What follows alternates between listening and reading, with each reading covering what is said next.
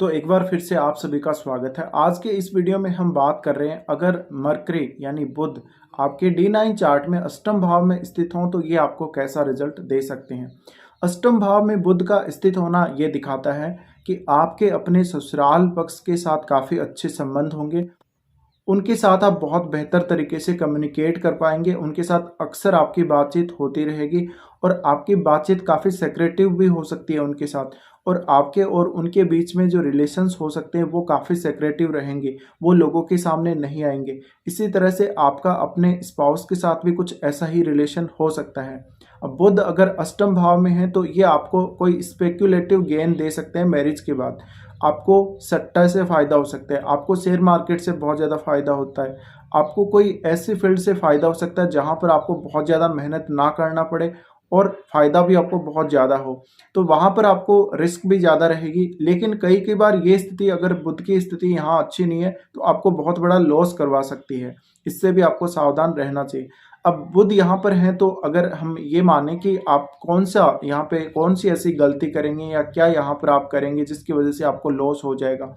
हो सकता है कि आप कोई ऐसा डिसीजन ले लें जिसकी वजह से आपको धन का नुकसान हो जाए।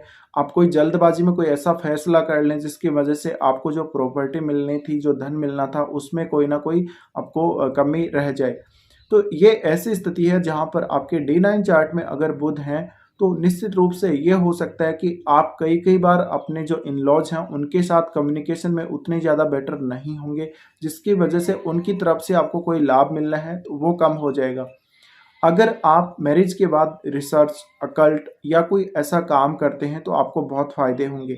आपके अपने इन-लॉज़ के साथ कोई ना कोई जॉइंट एसेट हो सकते हैं, उनमें आपको फ़ायदा मिल सकता है। और आप हमेशा अपने जीवन साथी और उनकी फैमिली के साथ अच्छे संबंध रखेंगे अगर बुध बहुत अच्छी स्थिति में।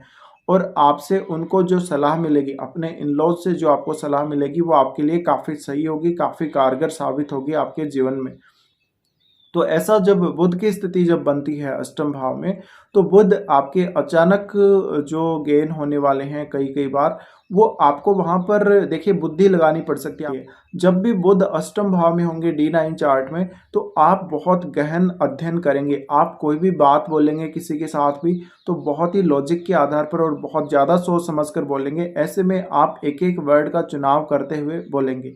बुध की ये स्थिति ये भी दिखाती है कि आपका जो जीवन साथी की जो फैमिली होगी वो काफ़ी रिच हो सकती है और उन लोगों का प्रभाव आपके ऊपर कुछ ऐसा रहेगा कि आपकी मैरिज के बाद आपके जीवन में कोई बहुत बड़ा परिवर्तन आ सकता है। वो लोग काफ़ी सेक्रेटिव हो सकते हैं मामलों में, कुछ धन संबंधी मामलों में वो लोग काफ़ी सेक्रेटिव हो सकते हैं।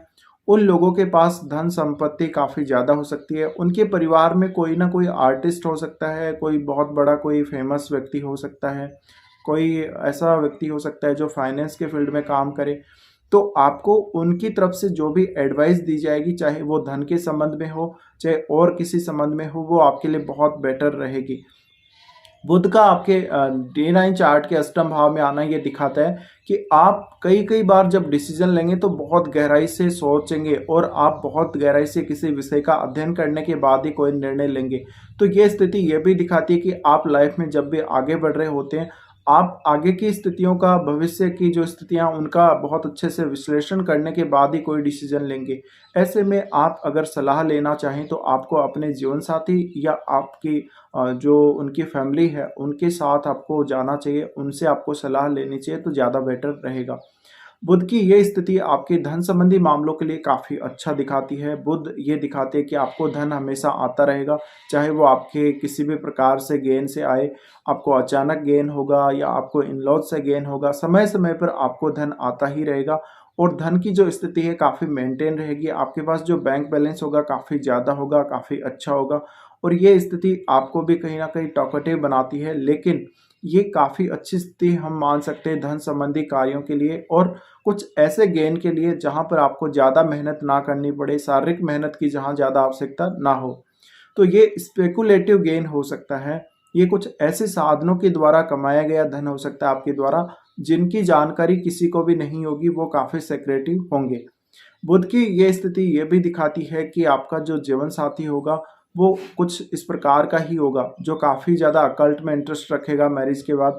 और उसका जो इंटरेस्ट है, उसकी जो लाइक्स और डिसलाइक, जो उसकी हॉबीज हैं, वो सारी आपके साथ जुड़ के काम करेंगी। तो आपकी लाइफ में इससे एक बड़ा मोड़ आ सकता है, एक नया परिवर्तन आ सकता है, एक ऐसी स्थिति आपके जीवन में क्रिएट हो सकती है जो अब तक नहीं हुई हो।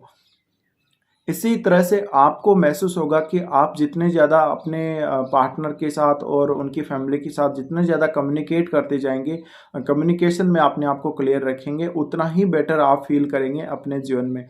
तो ये स्थिति ये भी दिखाती है कि लॉन्ग टर्म तक आपके अच्छे रिलेशंस रह सकते हैं। अगर आप उनके साथ मिलकर कोई बिजनेस शुरू करते हैं तो बिजनेस में बहुत अच्छा कर सकते हैं, उससे आपको फाइनेंशियल गेन बहुत ज़्यादा होने की संभावना रहेगी।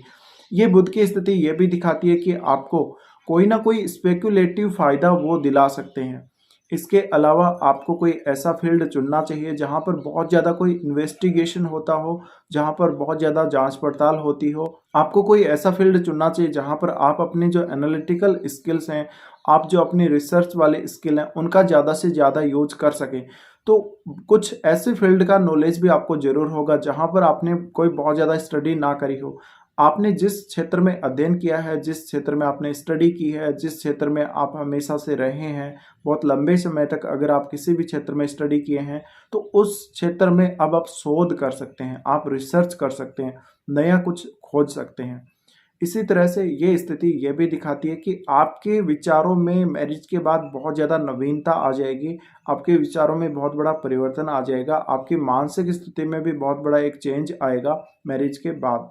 इसी तरह से आपकी जो सोचने समझने की प्रवृत्ति है, आपकी जो मेंटल एबिलिटी है, उसका भी आपको फ़ायदा होगा, उसमें भी कोई बहुत बड़ा चेंज यहाँ पर दिखता है।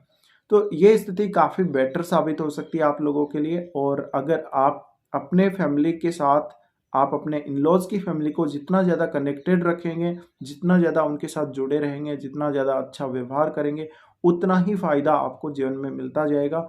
और ये स्थिति ये दिखाती है कि आपकी जो फाइनेंशियल कंडीशन है, वो समय के साथ इम्प्रूव होती ही जाएगी।